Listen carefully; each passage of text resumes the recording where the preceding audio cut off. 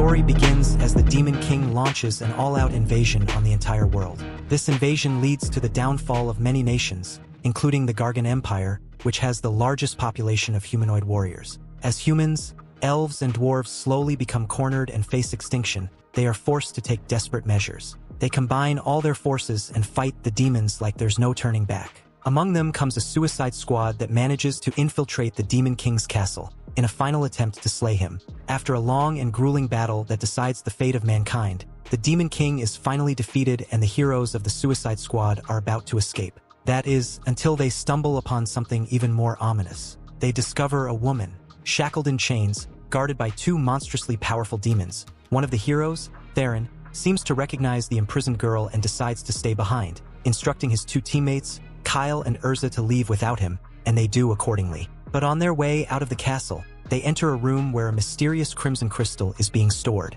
The male hero, Kyle, begins to approach it when several magic orbs strike from above. While he manages to block most of the attacks with his sword, one of the orbs hits him directly, leaving him completely defenseless. That's when Urza, his mage comrade, steps in front of him and uses the last bit of her power to shield him, sacrificing herself to save his life. As Urza disappears into nothingness, the mysterious winged attacker finally reveals himself before Kyle. Overflowing with rage and grief, Kyle charges forward in a reckless attempt at revenge. But even after landing a blow, his attack does nothing. The winged demon relentlessly launches enhanced deadly feathers at Kyle, giving him no chance to counter. Kyle's sword spirit informs him that the technique the demon is using is called elimination, an unblockable high-level spell that destroys everything in its path. Knowing he won't survive the next strike, Kyle makes a desperate choice. He decides to release the full power of his sword's gemstone. The sword spirit doesn't object, willing to do anything to protect its worthy wielder. Kyle activates his ultimate attack, unleashing all of the gemstone's power, and strikes the demon with everything he has. His blade pierces through the enemy, ending the demon's life along with the sword's as well. Silence follows, and Kyle realizes he's the only survivor of the battle. Even though peace is finally restored, he has nothing left. His home, his friends, his loved ones, none of them survived. With nothing to live for, he collapses to the ground, ready to give up, but out of nowhere, the crimson crystal starts glowing uncontrollably. Sensing danger, Kyle pushes himself up with the last of his strength, and walks toward the crystal to stop it from doing anything that could harm mankind. But the moment he touches it, everything fades to black. When Kyle regains consciousness, he finds himself lying in his bed, in his own room. But how is that even possible? Seeking answers, he rushes to the window and sees his city in the distance, the one that should have been in flames and reduced to rubble, completely intact. As tears roll down his cheeks, he becomes convinced that this must be a cruel dream created by his mind. Then the door opens. His childhood friend Lise enters casually, telling him to come downstairs already because he's been sleeping for too long. Kyle stares at her in disbelief. Lise, of course, doesn't understand what's going on. She assumes he's acting strange because he has an upset stomach and comes closer to check on him, only for Kyle to pull her in for a tight hug. Overwhelmed with joy just to see her alive again, she blushes and asks him if he's drunk or something. She tries to get away, only for Kyle to hug her more tightly. This ends up with both of them conveniently falling onto the bed, leaving Kyle completely flustered. Lise, finally gaining some control, shoves Kyle away from her and strikes him with a punch to the gut. She screams at Kyle, saying that whatever he just did to her, she needs some time to process it and must prepare herself mentally. Before giving him a reply after saying so, she calls him, "You jerk," and runs out of his room. Kyle, still clutching his stomach in pain, suddenly realizes that he's not supposed to feel any pain, as this is supposed to be a dream, which means whatever this is, it must be real. He notices something under his blanket, and as he lifts it up, he finds the crimson crystal lying there, making him realize that it was the crystal's power that allowed him to go back in time before the invasion had begun. Looking in the mirror, Kyle figures out that he is now much younger than he was. He takes a look at his body to see that he has no injury, which makes him believe that this is no dream. He takes a look outside the window to see that the land is back to normal, and since Lise, the love of his life, was alive, he concludes that he has been sent to the past. This thought leads him to take a much closer look at the magic stone, but he doubts that it would have the power to send him to the past. While he deliberates on this, his stomach rumbles from hunger and he rushes out to find something to eat. Fortunately, he was met by a full table of food which Lise had made. The sight of this reminds him of the time when Lise would always come over to help him and his mom with the cooking. Without wasting much time, he helps himself out by destroying every single plate. After a while, he ends up finishing everything on the table. At that moment, Theron strolls into the dining room to have his breakfast. However, he is met by a table as empty as Kyle's head. The thought of Kyle finishing everything by himself shocks Theron, but he chooses to let it go since that day was Kyle's birthday, even though Kyle doesn't see this as a worthy enough birthday gift. Meanwhile, seeing Theron, he is reminded that they were just in a fight together before his death. However, Theron leaves to find a solution to his hunger. On the other hand, Kyle finally realizes that he has indeed returned to the past, but in order to get answers, he goes to ask his mother some questions, as she always did in his previous life. Kyle's mother spends her time at their underground library. She had been reading all night and had lost track of time. Ignoring that fact, he proceeds to ask her the question. Since she was an archmage, he believed she would be able to provide an answer to it. Just then, he seeks to know if a time-traveling spell exists, and she reveals that it does exist. However, before he gets excited, she goes on to tell him about how rare a spell like that is. Furthermore, she informs him that such a spell cannot be used since it requires an immense amount of magic power, one that even the most powerful mages do not possess. In that moment, he seeks to know if a magic item can actually be a catalyst to store an immense amount of magic power, and she confirms that it is possible. However, such power would require a being that has lived for centuries. Also, there exists the possibility of generating such power from having hundreds of lives lost. In this case,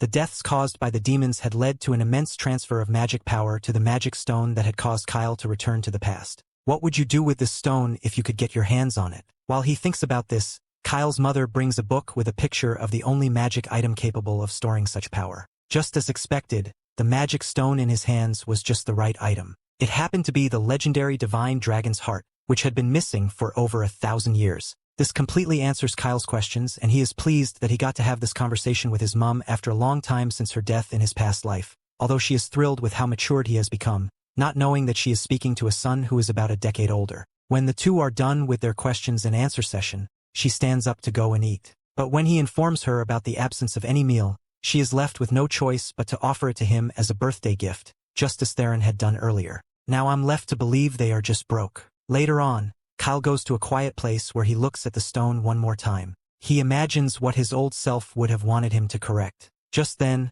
Lise arrives and he immediately apologizes to her about the morning incident. He claims that he had a weird dream that led him to hold on to her behind, stating that she was died in his dream. Hearing this makes her believe that he truly cares about her, and she forgives him. After that, he wishes him a happy birthday. Looking into her beautiful eyes, he is reminded of the incident that led to her death. Apparently, their town was the closest town to the demon territory, and when the demons proceeded to attack humans, they were the first to be taken down. The touching moment she took her last breath shows itself, and he had vowed to avenge her death. While thinking about this, he gets lost in his thoughts and she calls him back to reality. The two sit together, facing the sun, but Kyle remembers that they would experience the havoc of the demon attack in 3 years. He takes it upon himself to find a way to stop this from happening or risk losing everyone he loves like he did before. He is determined to change his fate and the fate of the humans. But wait, did he really have to stand up and say it like a wannabe top G? Later that night, Kyle spends his time documenting all the future events he can remember.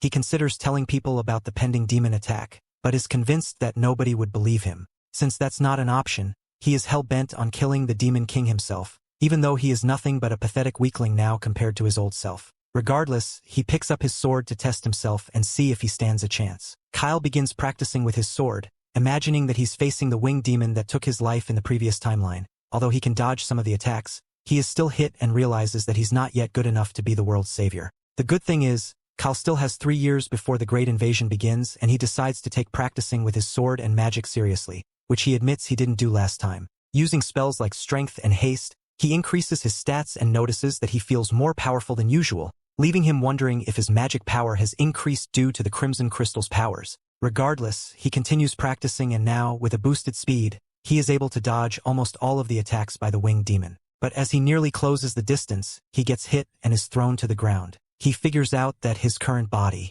is not yet used to the strength boost his magic is giving, but he must keep going in order to tackle the doomsday. In the meantime, Theron and Lise are keeping an eye on Kyle in secret from behind the bushes, and they start wondering what's gotten into this idiot. All of a sudden, Theron's mom, Miss Layla, arrives to see how her son is doing these days and asks Lise if he has been behaving. Lise snitches on Theron, revealing that not only is he not providing for himself, he begs her for food every single day. Layla decides to hear this story later, as her interest is in Kyle. She can't help but notice from Kyle's fighting style that something's changed in him, something serious. She asks Lise and Theron if something serious has happened, and Lise at that moment recalls how soulless Kyle's eyes looked the previous day. Neither Lise nor Theron is sure what happened, but Layla believes the only thing that can change a teenager overnight is if they fall for someone. Lise is shocked by Layla's theory and thinking it's not her. She immediately walks up to Kyle, demanding he confess before she beats the crap out of him. Kyle, of course, has no clue what she is talking about, and as he fails to confess, she is warned, proceeds to beat the crap out of him. To make up for hurting the poor innocent fellow, Lise cooks him a nice meal for lunch and Layla and Theron get to join in on the food as well. Kyle reveals that Layla is his master, and with her here, he asks everyone if they know someone who is influential enough to control several nations of this world. Theron thinks kings have that kind of power, while Lise thinks the highest-ranking priests have some influence like that. And lastly, Layla thinks the hero Randolph, who defeated the Demon King 300 years ago, has the power to bend the ears of many nations. The reason Kyle asked them this question is because he wishes to become someone like that, and realistically, his chances are slim to become anyone like that. The only thing he can become in the next 2 to 3 years is a hero, of course, that is, if he works his ass off. Feeling tense, he gets up, leaving everyone wondering if this idiot got hit in the head or something. Later at night, Kyle sits with dozens of books from his mom's library, trying to acquire as much knowledge as possible to help him become a hero. Theron comes to his room, having heard about Kyle's goal, and gives him the most generic advice about becoming strong. Kyle, however,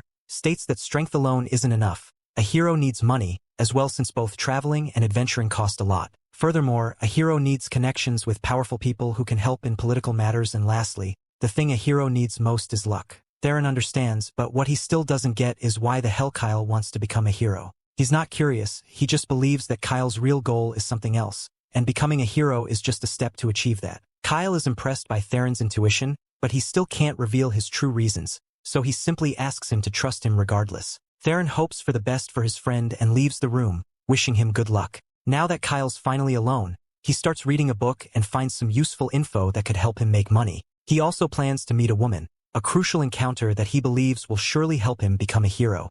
The next morning, he decides to go on a journey in 2 days and tells Layla and Theron about his plans during breakfast. Layla is surprised by Kyle's strong will and determination, and asks if he has spoken to his mom yet. He has, and she cried a bunch. Layla then decides to make her good-for-nothing son join Kyle on his adventure, and Kyle is glad to hear it since he had intended to take Theron with him in the first place. Layla jokes right in front of Theron that he'll make a good human shield, and Kyle adds that he's indeed suitable as a sacrificial pawn. Jokes aside, after breakfast, Kyle breaks the news to Lise, who is visibly upset to the point that she can't even look at him. When she learns that he intends to go to the royal capital for work experience, she asks to come along, but Kyle instantly refuses, not wanting to put her in danger. Still, she persists, saying she won't be a liability as she's been trained with the Oracle warriors. Knowing there's no shutting her up, Kyle kisses her, then makes the promise that once he comes back, he'll visit her first, and continue what he just started with her here. Lise doesn't know what to say. Regaining her composure, she makes Kyle promise that he won't do anything reckless and will return to her safely.